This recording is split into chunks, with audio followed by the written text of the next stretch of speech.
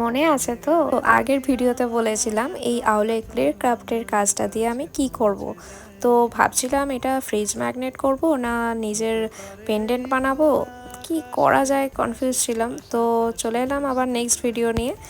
তো এখানে দেখতেই পাচ্ছ ফেভিক্রিলের মোল্ডিং নিয়ে নিয়েছি। এবার কাজ হলো যে সারফেসের ওপর আমি ক্লে ক্রাফটের কাজটা করব সেখানে একটু পাউডার দিয়ে দেওয়া, কারণ যাতে এই ক্লেটা সেখানে না আটকে যায়। ব্যাস এই দুটো মেটেরিয়ালকে ভালোভাবে মিক্সড করে এরপর আমি একটা সুন্দর স্ট্রাকচার দেব রাউন্ড শেপের, যেটা এর ব্যাক সাইডে ভালোভাবে আটকানো যায়। এই মেথডে তাহলে যে টাসেলটা ছিল সেটা আমি ভালোভাবে এর সাথে অ্যাটাচ করে দিলাম।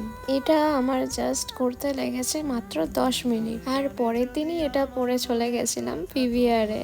নিজের বানানো অর্নামেন্ট পরে কোথাও যাওয়াটা একটা আলাদা রকম অনুভূতি জাগায়। তো আজকের মতো এখানেই শুভ বিদায় জানাচ্ছি।